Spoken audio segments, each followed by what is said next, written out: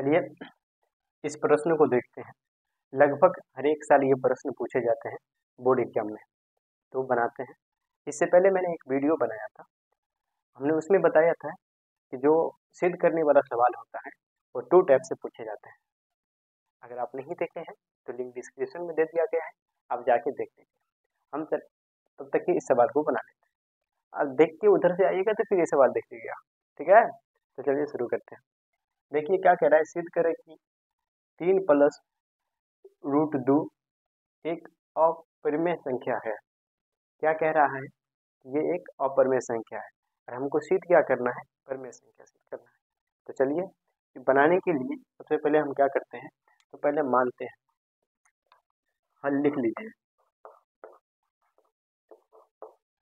माना कि 3 plus root 2 एक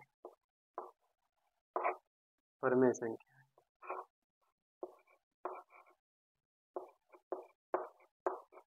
परिमेय संख्या है, ठीक है। हमने क्या माना है कि माना कि 2 प्लस रूट अंडर 3 क्या है, एक अपरिमेय संख्या है। हमने क्या मान लिया है, अपरिमेय संख्या। अब इसे हमको क्या सिद्ध करना है, परिमेय संख्या सिद्ध करना है, ठीक है। तो अब देखिए क्या करना है। तो परिमेय संख्या अगर होता है तो आप लोग को पता है, बचपन से ही पढ़े होंगे कि p बट्टा q के रूप में होनी चाहिए। किसके रूप में होनी चाहिए, तो p बट्टे q के रूप में होनी चाहिए। तो यहाँ से देखिएगा, सॉरी, प्लस रूट अंडर में 2 p बट्टे क्या हो जाएगा, q। अब इसकी कुछ रूल होता है कि परिमेय संख्या किसे कहते हैं। अभी हमने कहा कि परिमेय संख्या जो होगा p बट्टे q के रूप में होगा, ठीक है। और q जो है, जो बट्टे में है, उसके बराबर कभी भी 0 नहीं होनी चाहिए, ठीक है। p और q दोनों पूर्णांक होनी चाहिए तथा स्वाभाज्य संख्या होनी चाहिए। स्वाभाज्य संख्या किसे कहते हैं वो भी जान लीजिए आप। स्वाभाज्य संख्या ऐसे दो संख्या के कहते हैं जो उसके अलावा किसी दूसरे संख्या से भाग नहीं लगे, उसे हम क्या कहेंगे, स्वाभाज्य संख्या कहेंगे। समझ रहे मेरी बात को, तो लाइक करते जाइएगा। देखो इधर, यहाँ p एवं चलो r q दोनों पूर्णांक है, क्या है, पूर्णांक है, तथा दोनों स्वाभाज्य संख्या है। स्वाभाज्य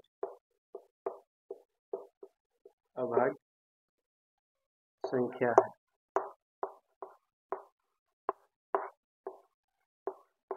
q बराबर नॉट इक्वल टू 0। हमने ये लिख दिया कि अगर परिमेय संख्या हो तो ये सब बात होनी चाहिए, जब ये नहीं है तो फिर वो परिमेय संख्या नहीं है, ठीक है। अब आगे देखिए,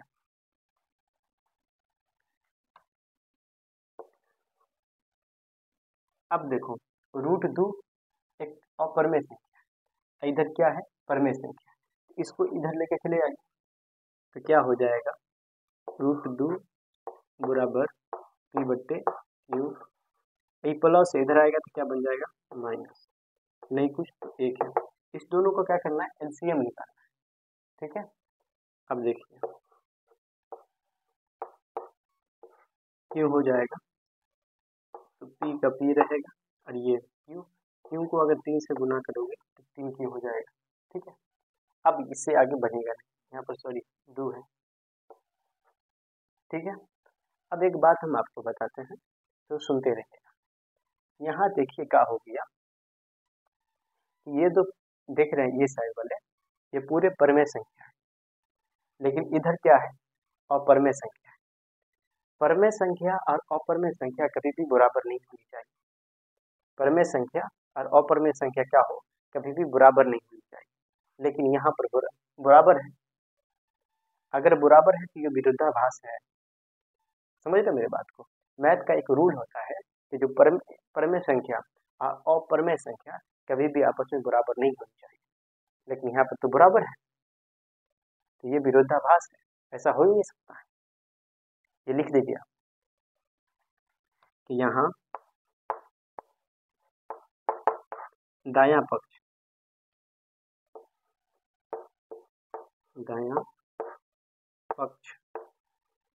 अब दायां पक्ष क्या है, ये हुआ दायां, ठीक है। अब देखिए P-3 बट्टे में Q, ये परमेय संख्या है,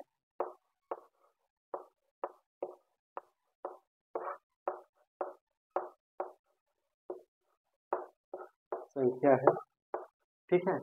अब आगे देखते रहिएगा। एवं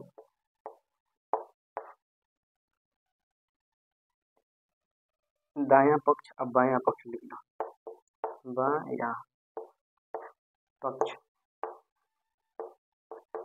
√2 एक अपरमेय संख्या,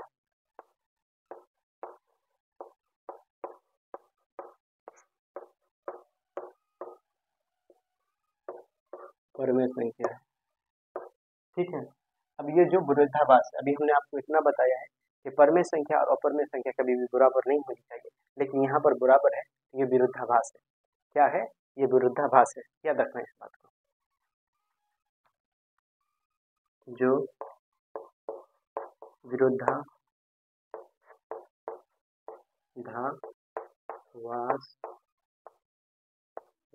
है, ठीक है, विरोधाभास है, अतः दिखाई दे रहा है, अतः 3 प्लस में √2 एक अपरमेय संख्या है, अपरमेय संख्या है,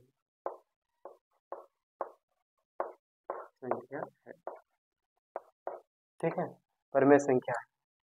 तो ये विरोधाभास है, इसीलिए क्या हो जाएगा, अपरमेय संख्या होगा। आई होप यहाँ तक कि आपको समझ में आया होगा। यहाँ तक कि जब समझ लिए तो आपको सवाल ही समझ में आ गया, नहीं समझे मेरे बात। अगर यहाँ तक कि आप समझ लिए तो सवाल ही नहीं समझ लिए, तो अब इसको अच्छे तरीके से आप नोट कर लीजिए। और देखिए, हम उस वीडियो में हमने आपसे ये कहा था कि ये बनाए हुए तो पूरा में बनेगा, एक बोर्ड लगभग वही सवाल बना था।